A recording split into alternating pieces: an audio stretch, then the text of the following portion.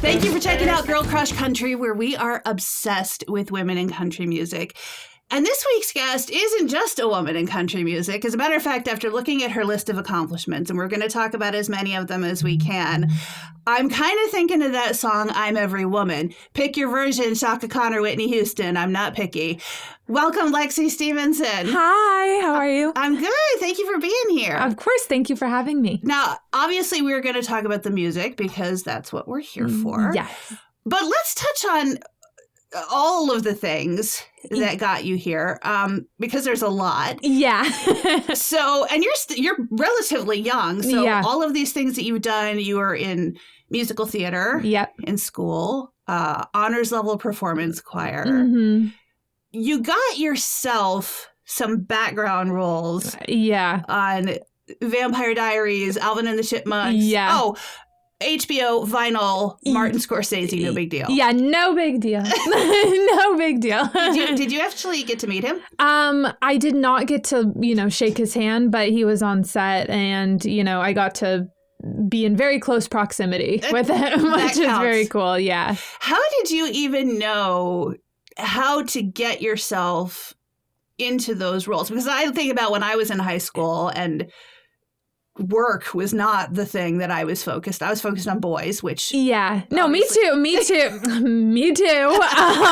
But no, I had a really supportive family. I had a supportive mom and I had a supportive aunt. And my aunt did a lot of acting and modeling when she was younger. So she kind of knew the places to look, as did my mom. And they just started submitting me for stuff. Hopefully I don't get in trouble for saying this, but they actually, I was under the age of 18. So they ended up changing the number on my birth certificate. Nobody actually wanted a real one. They were fine with, a copy of a birth certificate. So I was able to just use the fake birth certificates to get on set. Yeah.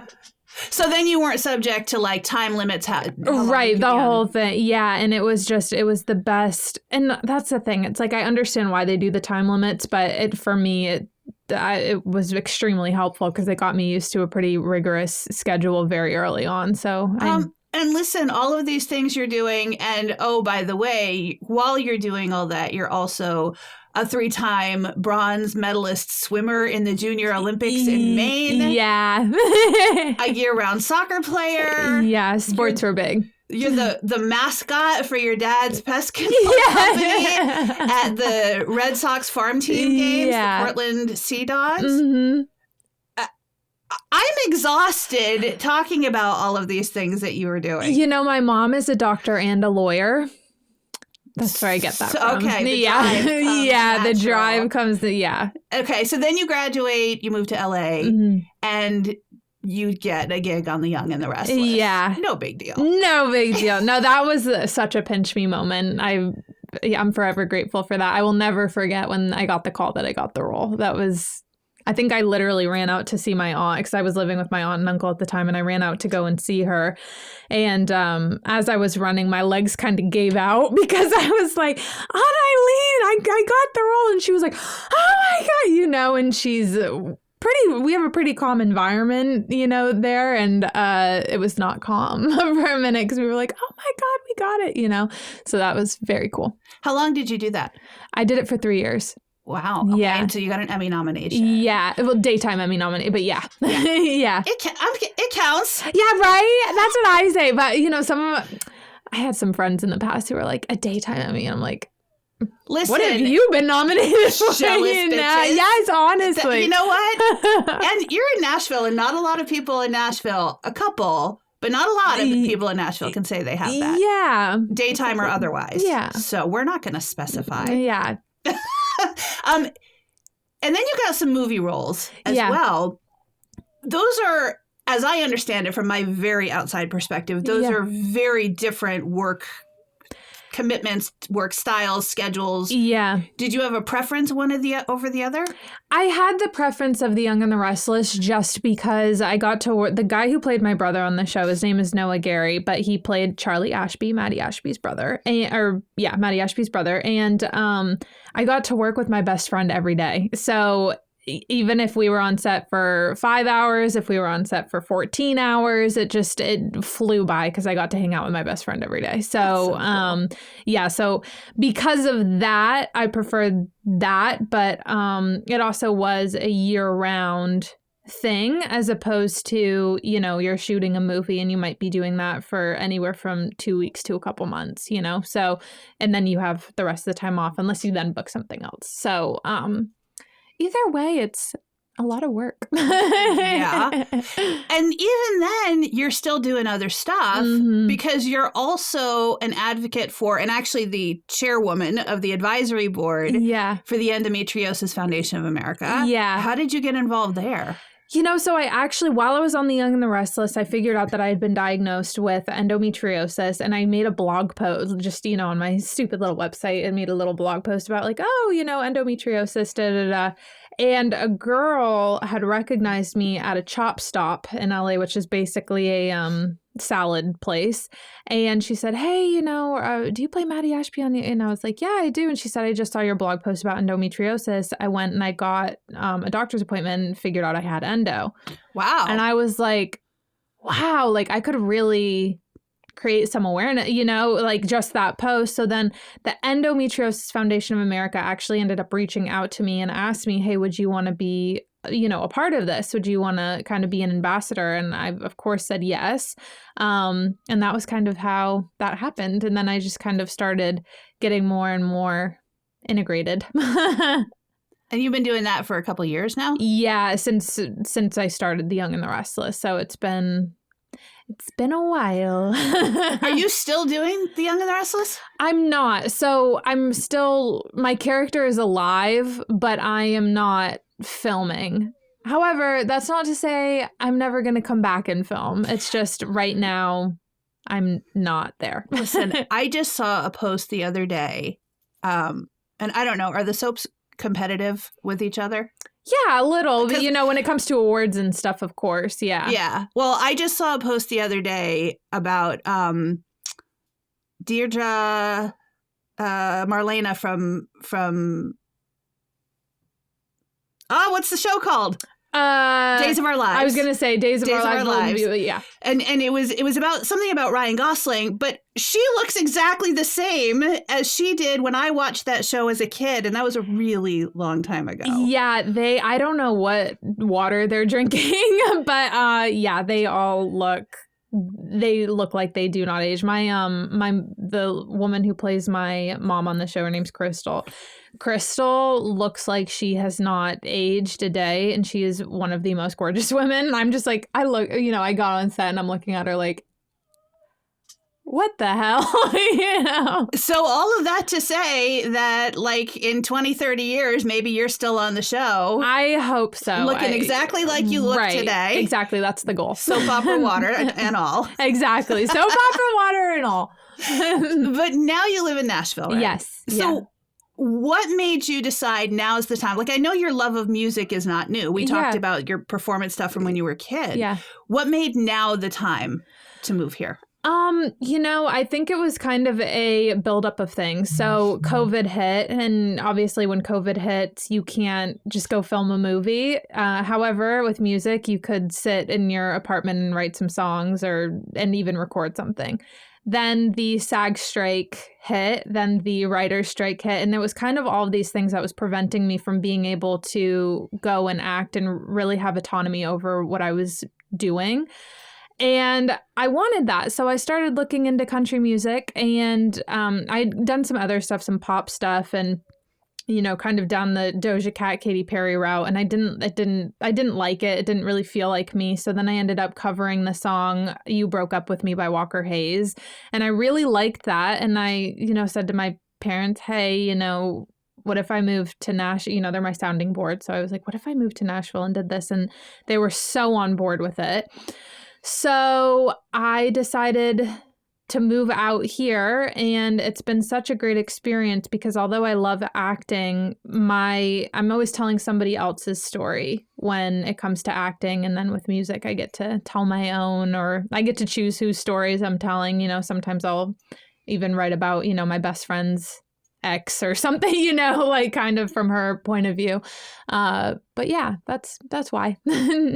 So I'm from the Northeast as well. You're from Maine originally. Yeah. And it's always funny to me when artists, even established artists, play up there for the first time and they're like, I didn't know there was country music fans up here. Yeah. Because, their country music is relatable to everybody everywhere. Right, exactly. One way or another. Exactly. So is country a relatively new love that you discovered later, or did you who were you listening to growing up? No, I grew up on country, and when I was younger, Florida Georgia Line was diehard Florida Georgia Line. Jason Aldean, I mean, really Thomas Rhett, like really the classic things at that time. Unfortunately, it was around that time, I guess it was a lot of men country music singers, which I always thought was kind of interesting. That's why we're here. Yeah. So, and then, and I guess if there was really only one female country, because she was singing country music at the time, she doesn't anymore, but Taylor Swift. Mm-hmm. And I think those were the only two concerts I ever went to, was Taylor Swift and Florida Georgia Line. Yeah. But yeah, now my favorites are Shania Twain, Leanne Womack, Sarah Evans, all those people that I was not exposed to when I was younger. So, yeah. So you recognized without being told, without being warned, that there are not a lot of women doing this. Yeah. Not for lack of try. I mean, they're doing it. They're just not getting the exposure. Yeah. Is that something that you were prepared to handle when you got to Nashville? Yeah, absolutely. I think especially being a mixed race woman, that also added its own, kind of... Not a lot of representation. Not a lot of representation. And I think... Yeah, it definitely crossed my mind, kind of thinking, okay, am I going to be able to cut through the noise? And, and I see country music women like Ella Langley or, whoever it might be. And you see tons of men in the comments being like, oh, this isn't good. This isn't country. This isn't, whatever. And it's just kind of like, I'm sorry, if Ella Langley's not country, I don't even... Right. Where are we? Right. And that's like, I think that's a really big thing, is that I think there are so many rules when it comes to country music that some people, feel are there, and they're just not. I mean, if you don't like pop country, that's totally fine. It's still country music. There are a whole bunch of other flavors. There are so many flavors of country music, and I think yeah. That's been my feeling as well for my entire career since I got into country music, because when I got in, probably before you were born, the things that people were saying were not country are the things that today they're pointing at as the example of what's real country. Right, yeah. And when people point at Willie Nelson or Waylon Jennings and say, that's real country music, sure it is. But in their day, there's a reason they're called outlaws. Right, exactly. Because that wasn't real country music in their day. Exactly. So I will argue every single time somebody says to me that that's not real country music. I will fight them. Yeah. Because country music is so many things. Yeah. And with each generation that comes up and the range of music that you're exposed to, that's going to affect what country music sounds like, and what pop music sounds like, and what any kind of music sounds like. And I think that that's the thing, right? Is that, when it comes to pop, there's, subgenres of that, R&B, rap, all of these things, country, pop country, there's all these different things, and I just feel like the rules that get put on them are total BS. For sure. And nobody's listening to a pop station going, that doesn't sound like the Beatles. Right. That's not real pop music. Exactly. And that's the thing. If you don't like it, change the channel. Yeah. So the idea, though, that what we've been told my entire career is that women don't want to hear women on the radio. What? That's what I've been. I mean, on my side of the radio as a personality. And as, you know, on the artist side, the target audience for country radio is women. Mm-hmm. Yeah. And we've been told by some random, I feel like made up study decades ago that women don't want to hear music by women, which makes no sense. Yeah. Because that's the music we relate to. Exactly. That's the music telling our stories. Right. Jason Aldean talking about a honey in a pickup truck and shorts.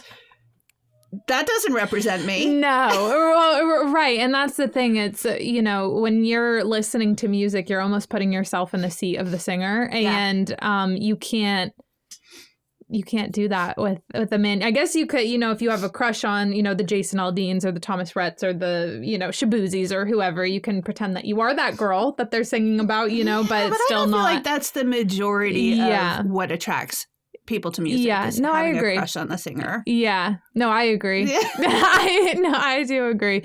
But yeah, I agree. With all that being said, you're here. You've been putting out music for about a year now. Is that right? Yeah. Almost a year? Yeah. So let's talk about some of the music. Yeah, absolutely. Last fall, you put out Good Time Gone. I did. Name check and Shania, always a good idea. Yes. Mm-hmm. How did you come up with that one?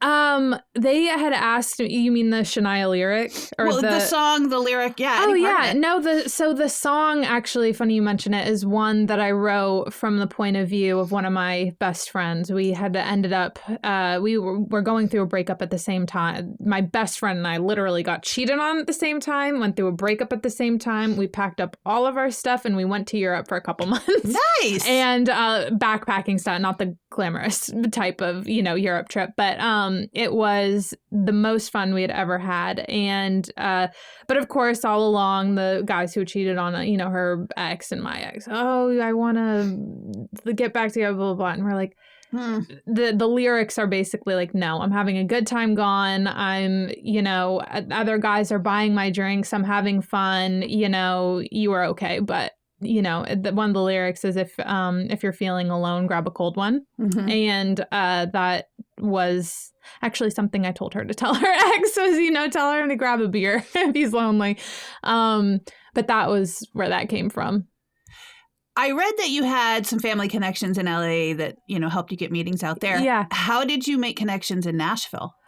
You know, I actually ended up emailing a bunch of producers. Nobody responded to me except for one amazing producer, Zach Allen, who produced Cowboy Pillows, Good Time Gone, Butterfly, Part of My Story, and then Madly, which is coming out soon. And that was pretty much how that happened. He then referred me to...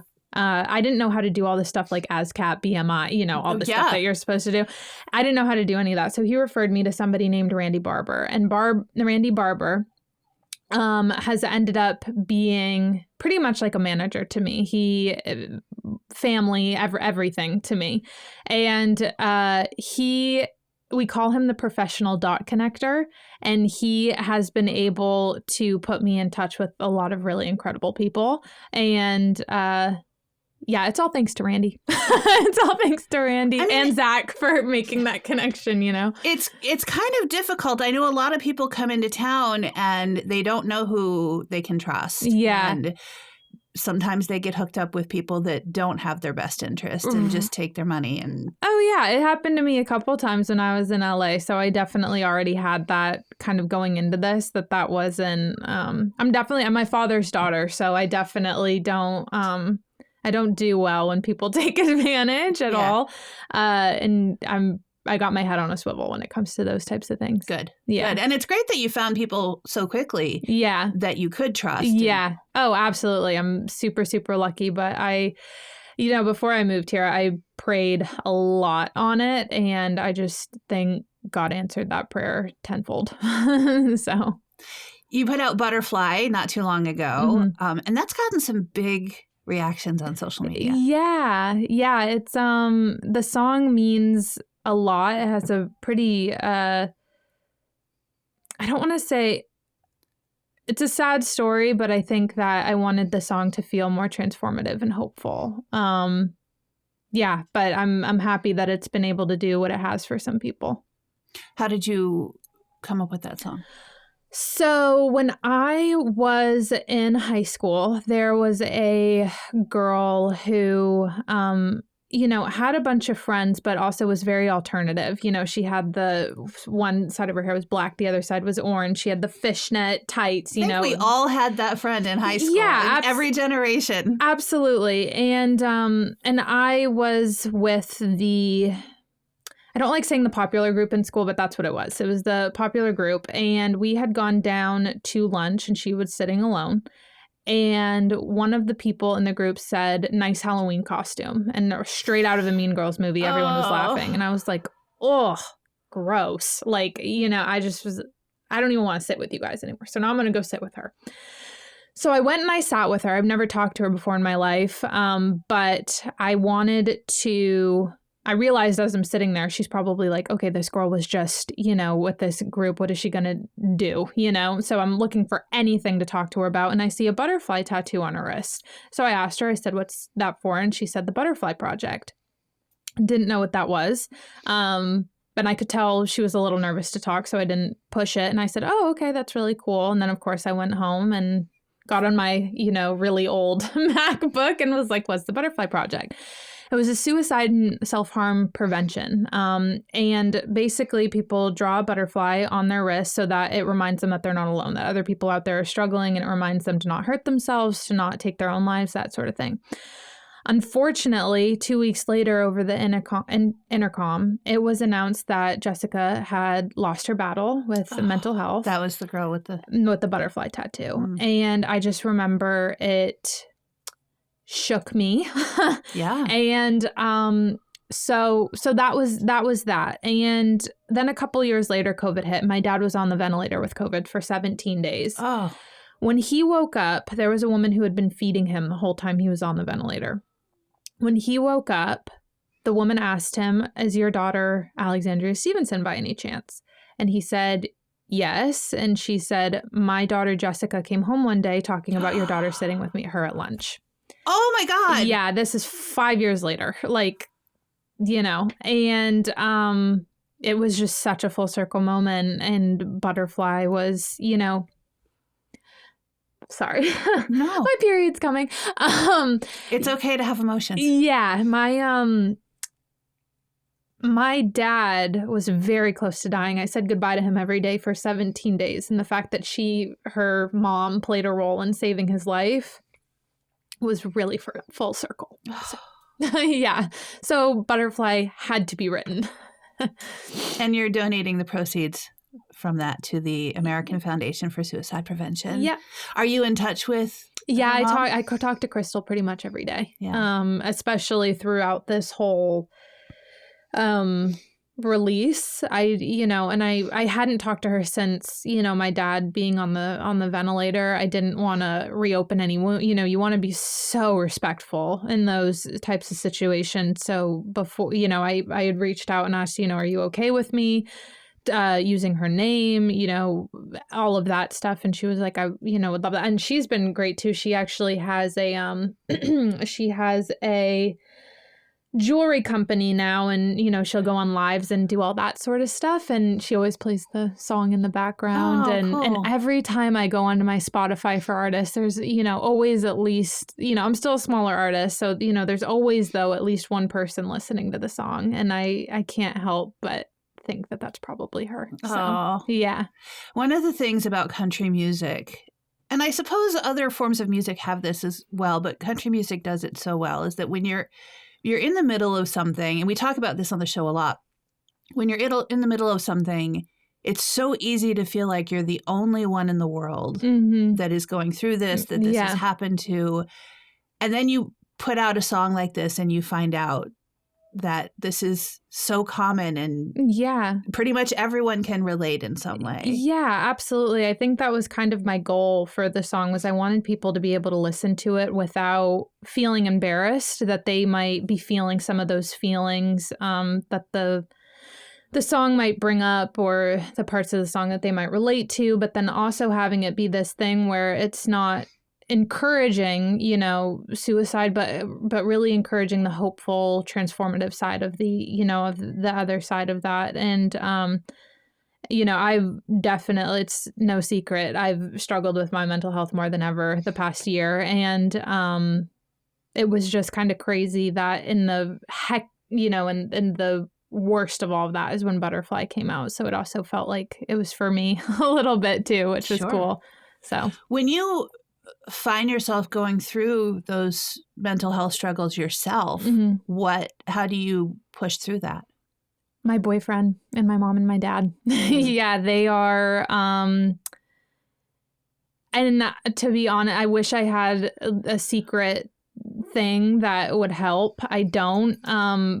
But I'd have to ask my mom, dad, and Eric how they get me through it, because when those types of things happen, it's really hard for everybody to watch somebody you love go through some, really strong emotions. It's very difficult. But I have a therapist. I have a psychiatrist. I always recommend going and seeing professionals because they know what they're doing. Like I said, my mom's a doctor though too. So I also have her on my side to kind of be a sounding board for when I'm finding somebody to help me with the mental health stuff. But I'm doing a lot better now. So that's good. Yeah. I say very frequently that I think every human being should be in therapy. Oh my gosh. Yeah. Yeah. If you don't think that you need therapy, that's probably something you should go to therapy. That's probably a sign that you need therapy. Yeah. I wish I had figured it out sooner. I just started about 6 years ago, and I wish I had figured it out when I was much younger, because my life would be so different. Yeah.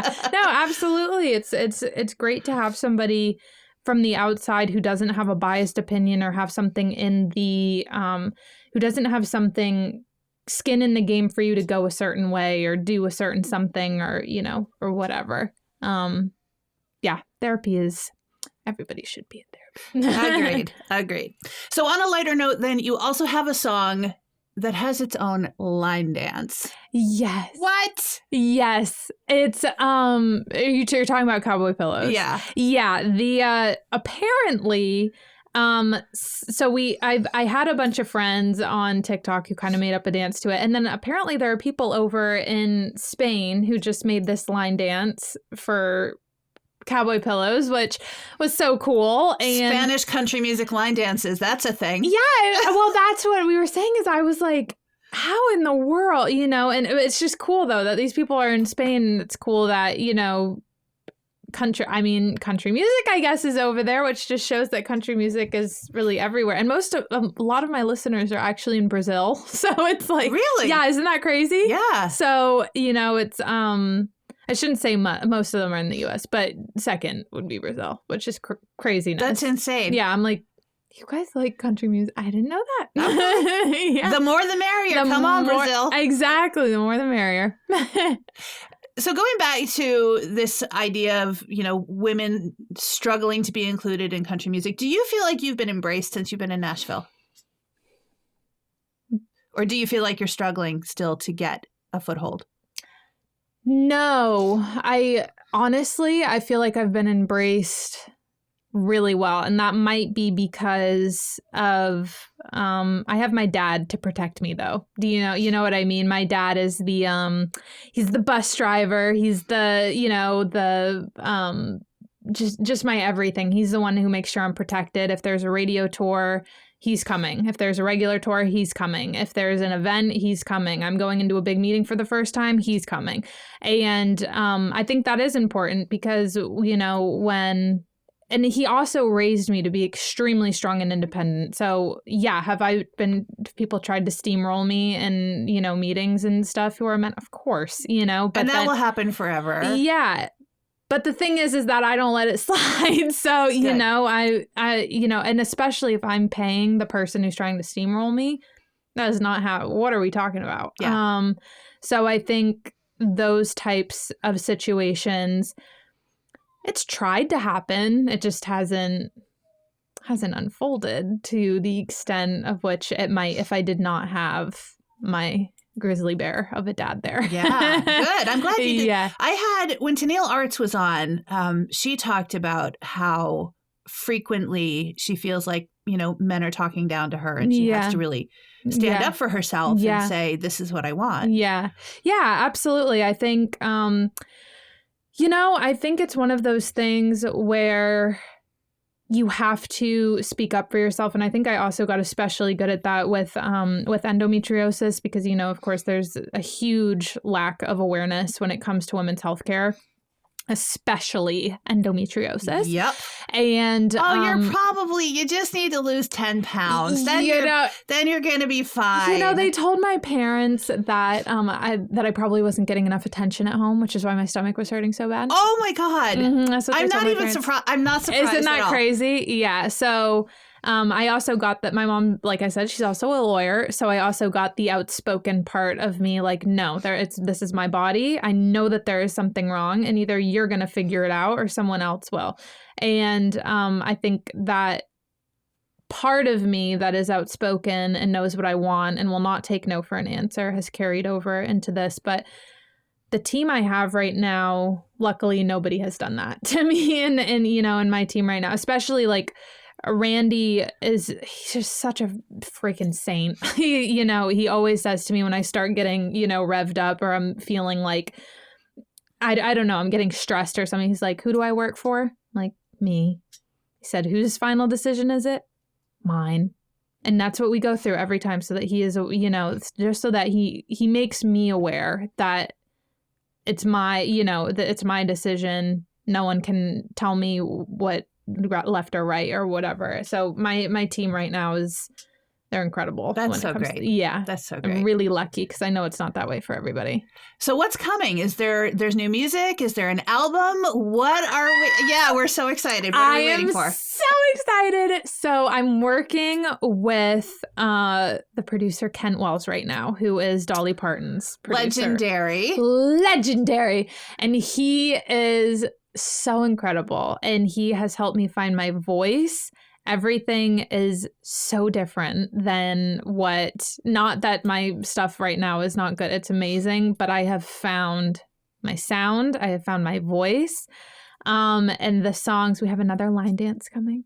And the songs on it are just, they're so good. But I'm really, really, really, really excited. So, do we know when we get to hear those? We don't have any release dates yet, but production's done. My final vocals are done, and so now it's just going through the mastering process, and kind of going through everything, making sure we don't want to redo anything, all of that stuff. So it's still a baby, but it's growing into a toddler now. So well, thankfully, I happen to have a connection on your team. So I know I'll get those release dates. Yes, and, absolutely. We'll make sure that we include some of it on the Girl Crush Country playlist. Yes, please. Spotify and Pandora, by the way. All right, so I always like to wrap up with a little flash round. Yes. If a theme song played when you walked in the room, what would it be?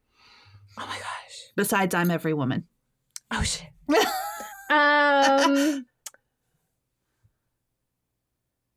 Wild One by Faith Hill. Okay. Yeah. Love it. Who's on the collaboration bucket list? Dolly. Have you gotten to meet her? No. Is Kent going to introduce you? Okay. I don't know. I'm going to be patient about that. I hope so. I have also not gotten to meet her. So if you get to, I'm going to live vicariously through you. Okay, perfect. What's your go-to karaoke song? Go-to karaoke song? I don't know that I have one. Maybe Born to Fly by Sarah Evans. Okay, that's a good one. Yeah. Mine's Aretha. Oh, I love that. Chain of Fools. Ooh. Listen, with all apologies, because I am not qualified in any way. Lexie Stevenson, it has been so great to get to know you. It has been so great to be here with you today. Thank you so much. Of course. I wish you all the success. Thank you for being here. You can hear some of Lexie's music already on the Girl Crush Country playlist on Spotify and Pandora. And if you love our mission, if you want to be a part of elevating the voices of women in country music, the biggest thing you can do to be a part of that is to help us grow the platform. That means subscribing to the channel, following us on the socials, and signing up for the newsletter at girlcrushcountry.com.